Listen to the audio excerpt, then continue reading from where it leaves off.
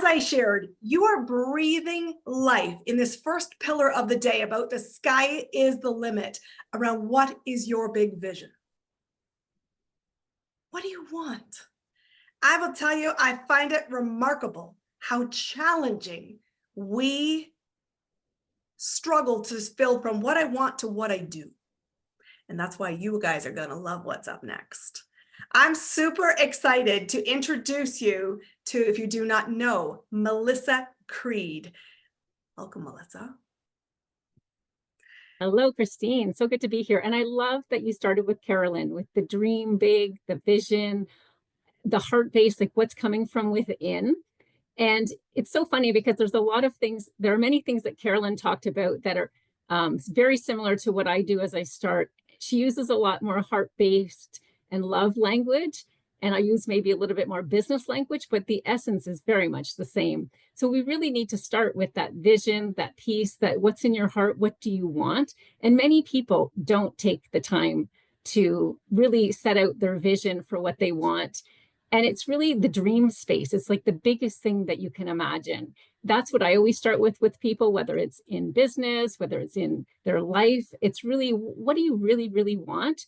And I use the structure what, why, and how. The what is the big vision, the big place you want to go, and the why is the purpose. And Carolyn mentioned that too. Again, slightly different language, but the same concept is why do I want it? What's my inner why? What's the impact I want to make in the world? And I always start with that. But what I always find once we go through this piece is that people get stuck on how to implement. And I even saw some questions in the chat on how do I turn this into something? And when I work with people in business, for instance, first of all, they don't often even take the time to do the what and the why part, but then they're just dealing with emails and meetings and tasks and a lot of things on their list that they're trying to get through. And you mentioned this earlier, Christine, that it's not even always the right things that connect to the biggest purpose, which in their business might be to make revenue. So we're just kind of reacting. We're reacting to all kinds of things. The average professional right now spends 36 hours a week in meetings and doing things, mundane things like email. So that's not really, I mean, yes, meetings can move things forward, but most meetings aren't well designed to do that. So even if you're meeting with someone, your partner that you're working with, or someone on your team, they have to be designed with the idea of what's the big purpose, what's the big vision that we're moving for. So what we end up doing is the stuff that feels comfortable. Oh, or the things that we can check off our list. Oh, I can just go through this task list because I don't really know how to do this harder part of coming up with a vision, coming up with a strategy. So I'll just go to the things that I know how to do or that are easy to check off. And we really don't spend the time to think, are these the right things to be working on? And you mentioned that earlier, Christine. This is such an interesting conversation because, I mean, I want to say hands up, you know, who here is going, I got the big vision, but I'm really stuck with how. I know there was some comments in the chat. Emma was asking, like, how do I do this? We got Veronica who's owning this, Sue's adding this. Anybody else want to own? I'm stuck with the how do I do this now? Yeah. And the immediate answer for many is, and we even saw it in your number one priority question where we kicked off the day. What was your number one priority today? Lots of people said, I have a list. Hands up if you run your day as a business owner with a list. Yeah, somewhat driven thinking. Yeah. How do you tackle that list? Do you just start at the top? Do you go to the things that are easy? Do you go to the things that, you know, I just need to write on the list so I can tick them off even though I've already done them, because truthfully, that's easier. I mean, who does that on their list? Who does that on their list? The truth is that we get stuck reacting. Yeah. I want you to put in the chat, if you're a reactionary business owner, you deal with whatever comes into your inbox as your next thing. Hands up. And the thing is, when you're responding to emails and responding to what comes in your inbox, you are now doing other people's priorities. Okay, so let me just hear that. Hold on, everyone, let's say that again. If you are responding to emails, you are what? If you're responding to emails, really you are executing other people's priorities, because they're giving you an email because they want something. So really, one of the tricks I have people do is really put time in their calendar for thinking and strategizing and planning, figuring out. You may have heard the term big rocks, and I know there'll be some talk about that later, so I won't go into that too much. But if you know what your vision is and you know where you're headed and you know the most important categories of things, to like the big rocks to focus on to get there, and then you create your to-do list related to that. Most of us create a to-do list based on urgency and based on reacting to other people's requests. And sometimes we create it on things that feel like we're accomplishing things because we're able to get them done, but they might not be the most important thing. And it's human behavior. We do want to go to the things that either give us the energy of completing it, or we feel good because we know how to do it, or we just don't know how to do that other part. But if we put time every week, that's non-negotiable, that this is the time that I have for planning out my business. This is the time I have for, if I'm in an organization, for planning out what I need to accomplish in the next year. And then work backwards from there and come up with the big rocks to focus on for that. Then when we're looking at our to-do list, we can sift through which ones of these are forwarding my big rocks, not somebody else's big rocks. Meeting requests, emails, all those other things are really responding to other people's important work. I think this is a great conversation because we are responding to other people's priority. There's a great question in the chat from Emma here. I responded to a priority that said, Christine said you should be in this room. And you did. You did respond to my priority. What you make of this day is not my priority. What you make of this day is what you will take out of this. How will you engage? Will you get off camera? Will you show up to the room? Will you be open to feedback? Your priority is how you experience the decisions you're making. And there's a couple of years ago when I ran an event, there was a conversation around how much time do you spend, whether it was in your inbox or on social media? And the answer was way too many hours. You just said, we spend all of our lives in way too many hours listening to somebody else's priority, scrolling into the scroll list. And truthfully, what's important when you look at the sky's the limit is this intentionality of, do I want my business to be controlled and influenced by my direction, or do I want to be reactive and responsive to a missed agenda that I didn't even get the memo on?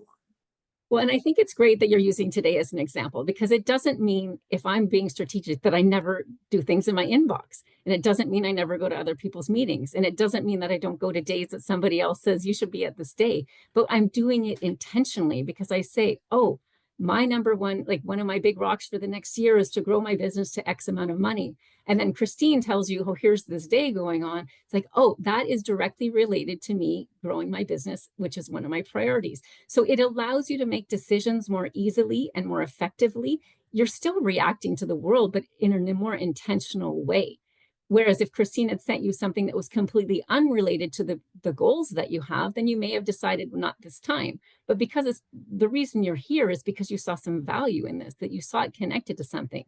And many of us do have a sense of what our priorities are. So we do have some intuitive reaction to that.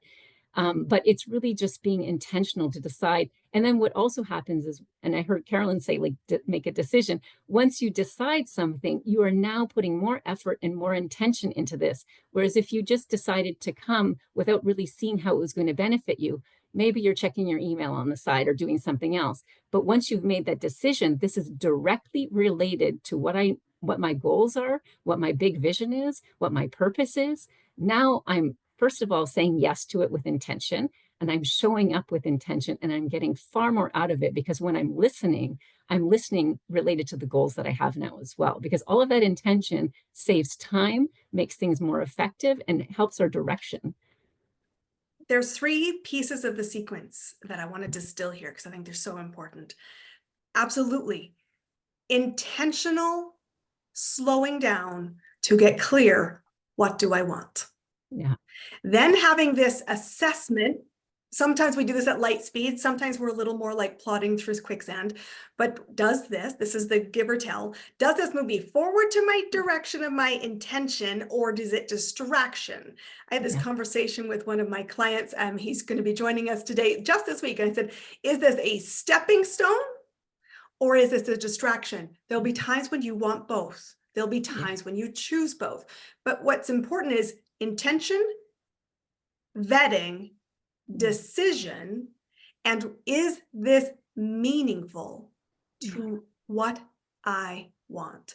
And I know that you've got this incredible book that you're incredibly well respected. Carolyn's an incredible leadership coach in the world of corporate, which is Beyond Your Inbox. If you want to be intentional with your leadership, you need to choose what you let distract you. Yeah. How do you shift from being distracted on a day-to-day basis? Because there Yeah. is a lot that's going to derail you. Well, the big thing for me is if I'm really clear on what my goals are, if I'm really clear on my vision and I'm really clear on my purpose, it is so easy to decide on a day-to-day basis. So, but I need time to reconnect with that every day. I need time to reconnect with that every week and say, okay, so what are my big rocks? What do I need to move forward? Where do I need to focus? And then the decisions on every task item become much easier. And there are many tools out there that I use. Some people are familiar with Stephen Covey's work. You know, it's been around a long time, but the reason it has been is because it's quite valuable. He talks about the big rocks. He talks about the urgent versus important matrix. These are all things that you can look up. But all of these little tools just help you be intentional about where you spend your time. So when I'm clear about my big rocks and when I'm clear about what I need to do, it's so much easier for me to decide. And so we need time in our calendar to do that. That's one thing. We also need to keep the time in our calendar. Many of us book the time and then it gets taken over with other things. There's an old Seinfeld episode where Jerry shows up at the airport and he's reserved a car. And there's a whole bit about how they don't have a car. And he keeps saying, you know how to take the reservation, but you don't know how to keep the reservation. And keeping the reservation is the most important part. Well, I always tell that story about the calendar. Like, you have to control your own calendar.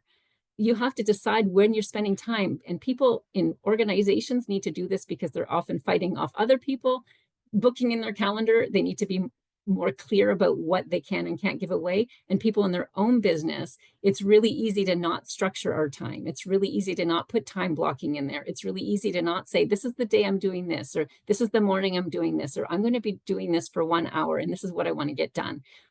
We can't just be driven by floating through tasks of what may pop into our mind or pop into our inbox or come up with an idea. There has to be some dedicated time each week to really look at your calendar and question, what am I doing with this meeting? What am I doing with this conversation? What am I doing with this block of time? Did I end up drifting off into something else that wasn't useful because I didn't quite know how to do it? And anybody in business really has to face themselves and say, like, you have to be really self-aware about your own patterns. You have to be self-aware about where you get distracted.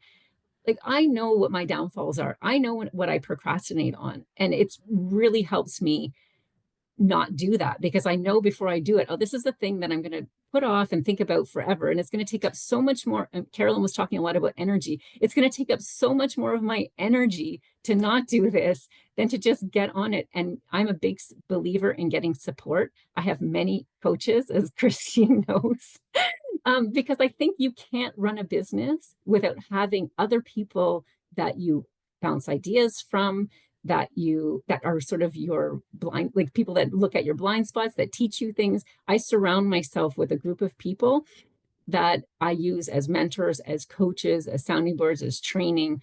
And I'm very, very self-aware because I know what are my distractions. The thing that's running through my brain is if you give somebody a blank check, Yeah. they will write it.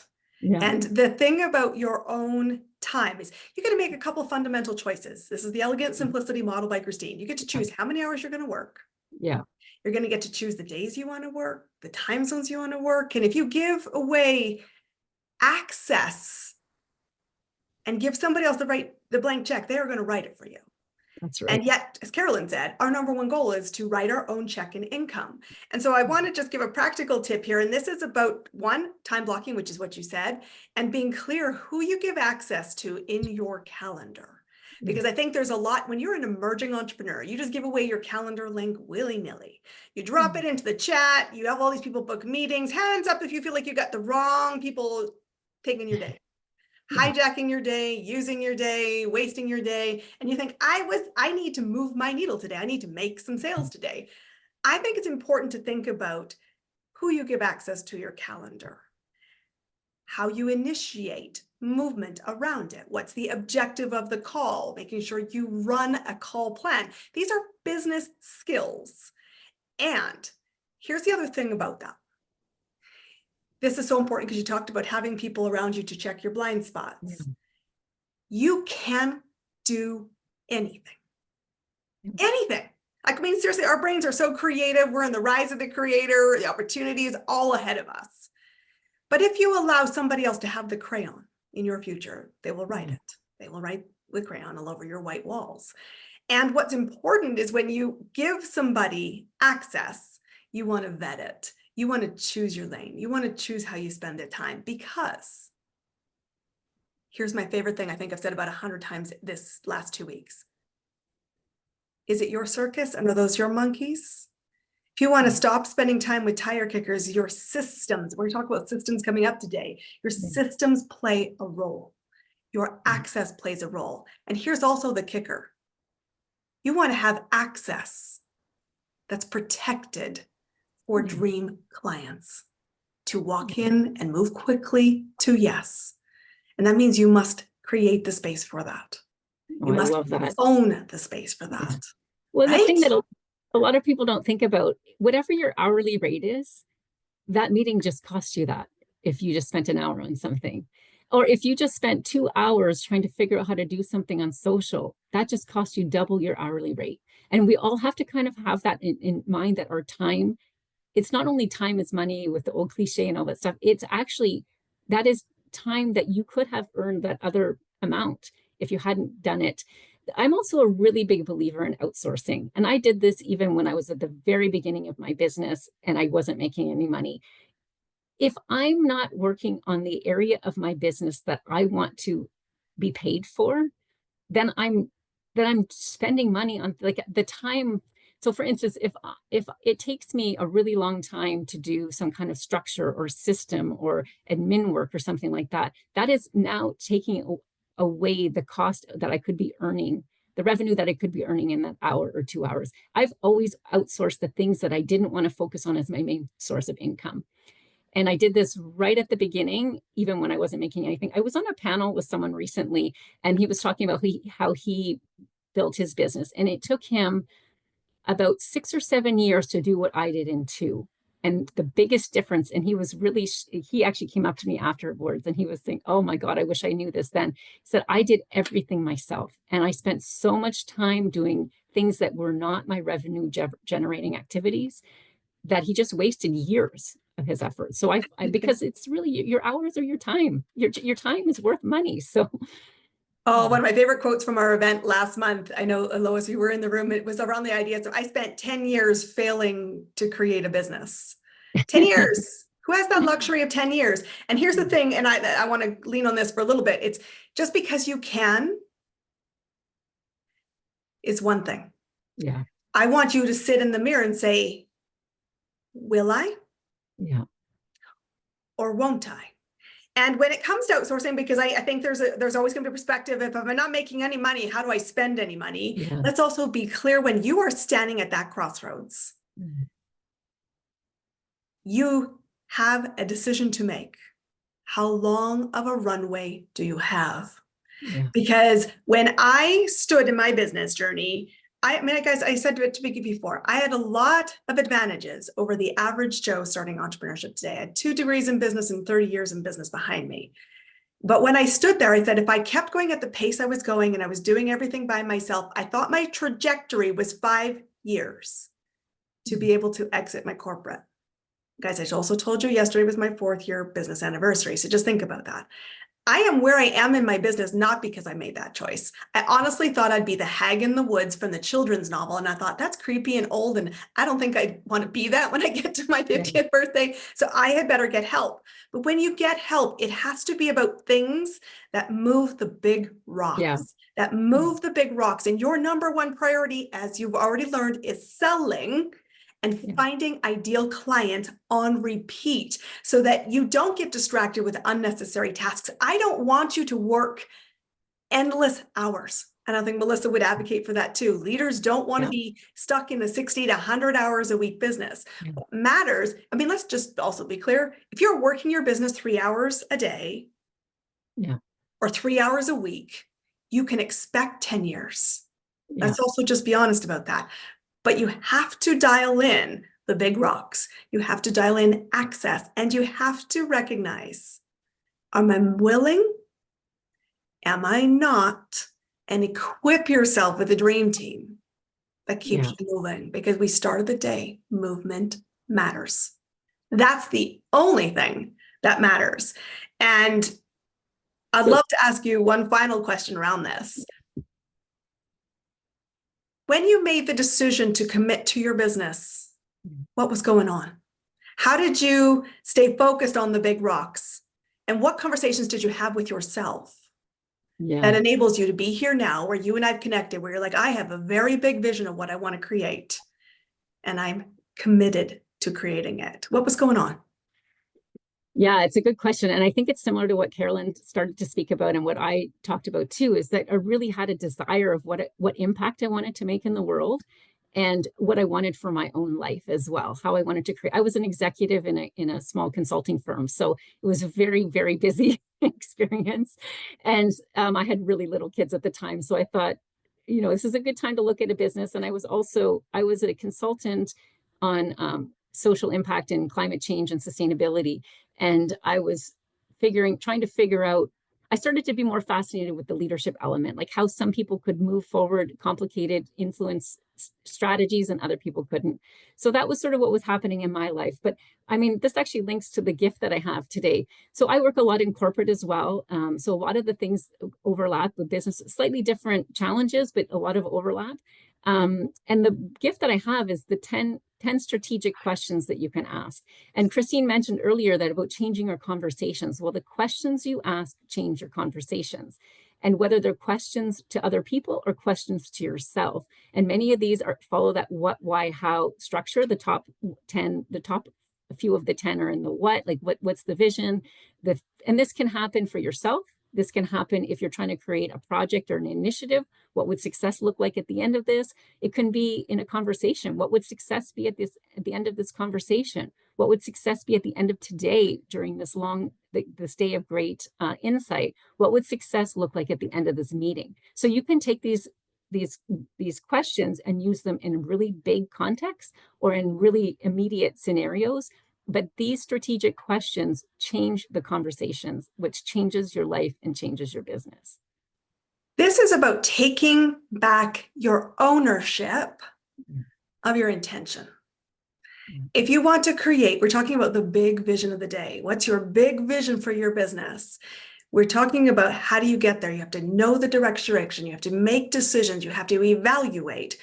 This framework that Melissa has given us here, and please pop in the chat if you've grabbed it. We want to make sure you're grabbing the resources to help you on your way. What's so important is that you make a decision to save yourself first. So many people want to save the world, save the planet, save this kid, save the grandkids, save the spouse, whatever. I will tell you, that is a luxury until you make the commitment to save yourself first, which means you have to choose your big rocks. You have to choose your daily focus. And the best way to do that is to ask yourself, am I moving towards my goal or am I playing in distraction? And I will give you free pass. Both are going to be what you choose. What will you choose today? I want to add to that a little bit too. So we start with the big vision and the purpose, but then we have to make it super practical. I mean, my book that you mentioned is full of practical. It's all about how to be more strategic and intentional in your business or in your leadership if you're in your organization. And then I'm also offering in the VIP a 45-minute lead from your vision and your values strategy call, because we didn't talk a ton about it here, but I'm really big on speaking up about the values you have so people can connect with you as well. So not only for yourself, but for your clients to connect with you. And Carolyn was alluding to that too. I know we all only have about 25 minutes, but so yeah, the 45-minute strategy calls for the VIP, and feel free to reach out for any questions you have afterwards. Guys, I absolutely love this. This is about starting your engine. Hands up if you feel like you want to start your engine or restart your engine and get off your excuses and light it up. This is your invitation. Thank you for that, Melissa. Absolutely loved that. Guys, we're setting you up to create a repeatable success story. And it all starts with chapter 1. What is your vision? So we've given you a lot to